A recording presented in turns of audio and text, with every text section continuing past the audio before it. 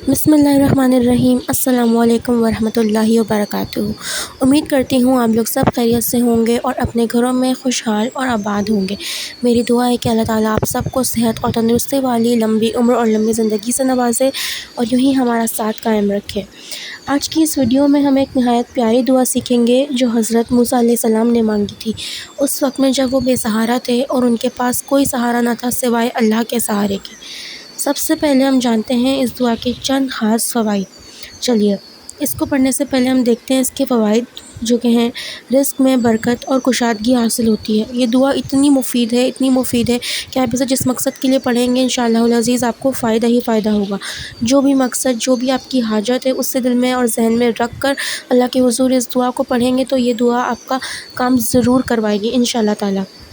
Number 2، دل کے بوجھ اور تنہائی میں سکون نصیب ہوتی ہے۔ بے شک جب انسان بہت اکیلپن محسوس کرتا ہے، بہت زیادہ ٹائرڈ ہوتا ہے، بہت دکھ میں ہوتا ہے تو آپ اس دعا کا ورد کر سکتے ہیں۔ نمبر 3، مشکل وقت میں اللہ کی مدد شامل حال ہو جاتی ہے۔ بے شک مشکل وقت میں اللہ سے زیادہ ہمارے قریب کوئی بھی نہیں ہوتا۔ نمبر 4، دعا قبولیت کے دروازے کھول دیتی ہے۔ بے شک ہمیں سے اپنی روزمرہ کی دعاؤں میں، نماز کے بعد کی دعاؤں میں، تشہد یعنی اتحیات کے بعد جو پڑھی جانے والی دعائیں ہوتی ہیں جو آپ کی چوز کی ہوئی ہوتی ہیں تو آپ اس کو پڑھ سکتے ہیں، اس میں بھی شامل کی جا سکتی ہے۔ نمبر 5 پر یہ پوائنٹ ہے، انسان عاجزی اور اللہ پر مکمل بھروسہ کرنا سیکھ لیتا ہے۔ بے شک یہ بہت ضروری ہے کہ ہم اپنے اندر جھکاؤ، نرماہٹ، نرم مزاج اور نرم گو طبیعت کے مالک بن جائیں تو انسان کے اندر ایک جھکاؤ آ جاتا ہے اور انسان اللہ تعالیٰ سے صحیح معنوں میں مانگنا سیکھ جاتا ہے۔ تو چلیے اب اس عظیم دعا کو سنتے ہیں جو قرآن پاک کی سورۃ القصص آیت نمبر 24 میں ذکر ہوئی ہے، آیت نمبر 24 میں ذکر ہوئی ہے، اور وہ دعا ہے ربی انی لما انزلت الی من خیر فقیر۔ میں اس دعا کو ویڈیو کے پیج پر شو کر دوں گی تو آپ اس کو اسکرین شاٹ لے کر اپنے پاس سیو کر سکتے ہیں، جس کا اردو ترجمہ بہت ہی خوبصورت ہے جو کہ کچھ اس طرح ہے: اے میرے رب، میں اس بھلائی کا محتاج ہوں جو بھی تو میری طرف نازل فرمائے۔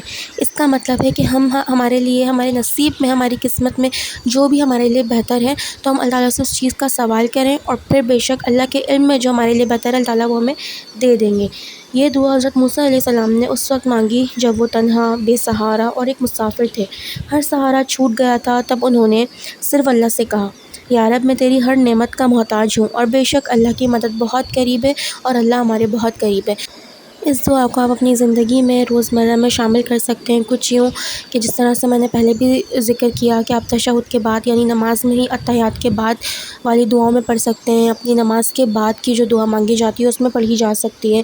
تعداد کوئی مقرر نہیں ہے، آپ اس کو 7، 11، 21، 33، 41 اور زیادہ سے زیادہ اگر آپ پڑھنا چاہیں تو 100 مرتبہ پڑھی جا سکتی ہے ایزیلی۔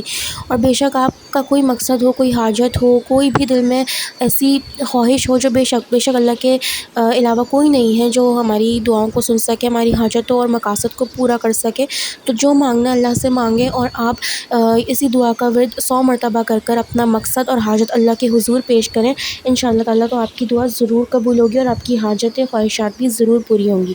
روزانہ 100 مرتبہ بھی پڑھ سکتے ہیں اور روزانہ کسی بھی مرتبہ مطلب جتنی آپ کی تعداد ہو، جتنی آپ پڑھنا چاہتے ہو آپ پڑھ سکتے ہیں۔ بے شک ہونے والا کام ایک مرتبہ پڑھنے سے بھی ہو جاتا ہے اور نہ ہونے والا کام 100 مرتبہ بھی پڑھنے سے نہیں ہوتا۔ بہترین عمل یہ ہے کہ اپنی زندگی کو گناہوں سے پاک کریں، نمازوں کی پابندی کریں۔ بے شک نماز کبھی کبھی ایسا ہوتا ہے چھوٹ جاتی ہے لیکن کوشش کریں نماز کی ریگولیرٹی بنائیں۔ تو آخر میں یاد رکھیں جس طرح اللہ نے حضرت موسیٰ علیہ السلام کی مدد فرمائی ویسے ہی وہ ہمارے لیے بھی دروازے کھول دے گا انشاءاللہ تعالیٰ، اور وہ اس چیز پر قادر ہے۔ ہم ہرگز یہ نہ سوچیں کہ وہ کچھ نہیں کر سکتے، وہ سب کچھ کر سکتے ہیں۔ تو چلیں اسی کے ساتھ دعا کا اختتام کرتے ہیں۔ یاد رکھیے مجھے اپنی دعاؤں میں۔ اللہ حافظ۔